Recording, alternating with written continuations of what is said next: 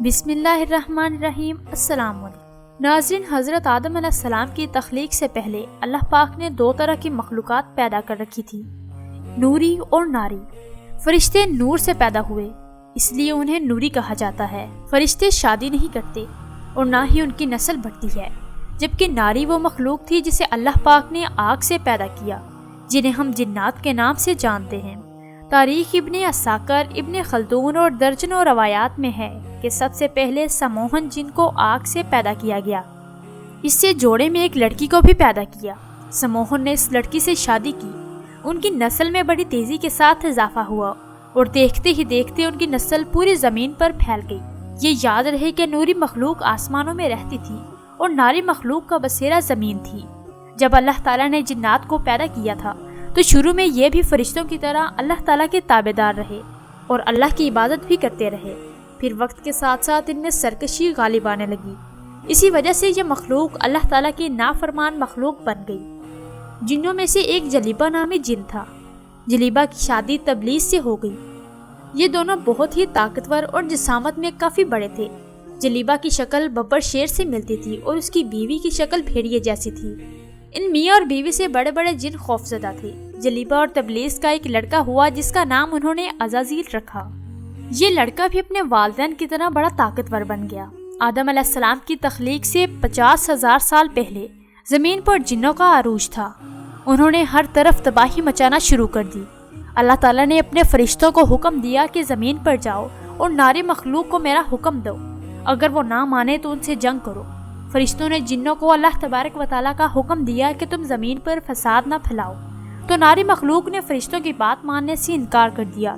فرشتوں نے اللہ تبارک و تعالیٰ کے حکم کی تعمیل کی۔ اس طرح نوری اور ناری مخلوق کے درمیان بہت بڑی جنگ ہوئی۔ اس جنگ میں فرشتوں نے بڑے بڑے جنوں کو ہلاک کر دیا، جس میں عزازیل کے والدین بھی ہلاک ہوئے۔ جو بچ گئے ان کو قید کر لیا گیا۔ ان قیدیوں میں عزازیل بھی موجود تھا۔ اللہ تعالیٰ نے حکم دیا کہ عزازیل کی بہترین پرورش کی جائے۔ فرشتوں نے عزازیل کی بہترین پرورش کی، اس کو عبادت کرنے کے بہترین طریقے سکھائے، جس کی وجہ سے عزازیل فرشتوں کا بہت بڑا عالم بن گیا۔ اس کے پاس بے شمار علم ہو گیا۔ یہ ہر وقت اللہ تعالیٰ کی عبادت میں مشغول رہا کرتا۔ اللہ تعالیٰ نے اس کو فرشتوں کا معلم مقرر کر دیا تھا۔ عزازیل فرشتوں کو بڑی بڑی دیر تک خطاب دیا کرتا تھا۔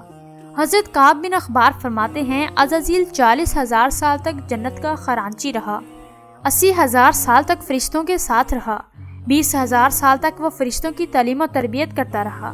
اس کا مقام اللہ تبارک و تعالیٰ کی بارگاہ میں بہت وسیع ہو گیا۔ حضرت جبرائیل، میکائیل، اسرافیل اور حضرت عزرائیل علیہ السلام بھی اس کے شاگردوں میں سے تھے۔ اللہ تعالیٰ ہر چیز پر قادر ہے، اس کو ہر چیز کے بارے میں علم ہوتا ہے۔ یہ بندہ کیا کرنے والا ہے، کیا بنے گا۔ اللہ تعالیٰ کو علم تھا کہ ایک دن عزازیل میرا نافرمان بندہ بن جائے گا۔ چنانچہ ایک دن عزازیل کا لوح محفوظ کے پاس سے گزر ہوا۔ اس نے وہاں یہ لکھا ہوا دیکھا کہ میں شیطان مردود سے پناہ مانگتا ہوں۔ اس تحریر کو پڑھنے کے بعد شیطان مردود 2 سال تک رو رو کر اللہ تعالیٰ سے مغفرت کی دعا مانگتا رہا۔ ایک دن عزازیل اللہ تبارک و تعالیٰ کی بارگاہ میں حاضر ہو کر کہنے لگا، اے اللہ، شیطان مردود کون ہے جس سے پناہ مانگی جا رہی ہے؟ اللہ تعالیٰ نے عزازیل کو فرمایا، ایک بندہ ہے جس کو میں نے ہر نعمتوں سے نوازا ہوگا، وہ ایک دن میری نافرمانی میں اتر آئے گا، اس لیے وہ شیطان مردود بن جائے گا۔ عزازیل نے پوچھا، اے میرے رب، وہ بندہ کون ہے؟ اللہ تبارک و تعالیٰ نے فرمایا کہ تم بہت جلد ہی شیطان مردود کو دیکھ لو گے۔ اس کے بعد عزازیل کئی صدیوں تک اللہ تعالیٰ کی عبادت کرتا رہا۔ اللہ تعالیٰ نے اپنے سب فرشتوں کو اکٹھا کیا اور فرمایا کہ میں اپنا ایک بندہ زمین پر پیدا کرنے والا ہوں۔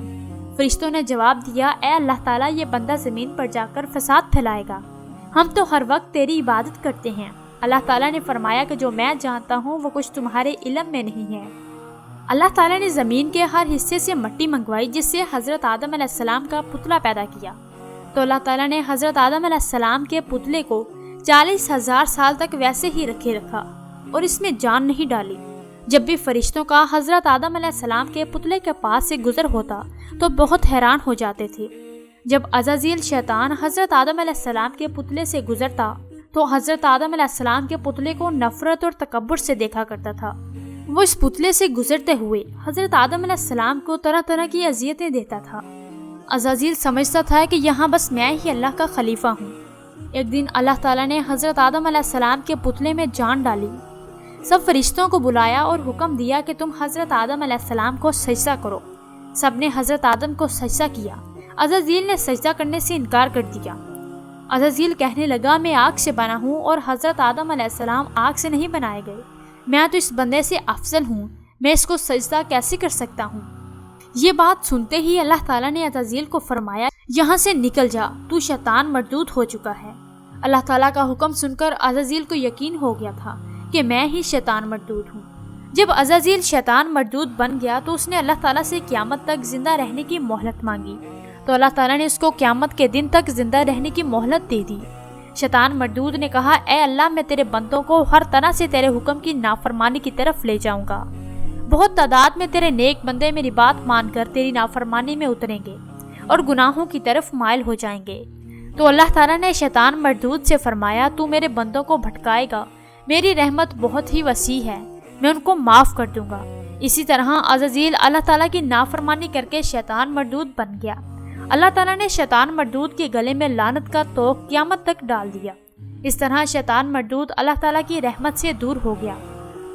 ناظرین، روایات میں آتا ہے کہ جب قیامت کے نزدیک دوسرا سور پھونکا جائے گا تو اس وقت اللہ تعالیٰ شیطان کو موت کا مزہ چکھائے گا۔ اس کے بعد شیطان مردود کو ہمیشہ کے لیے جہنم کی آگ میں داخل کر دیا جائے گا۔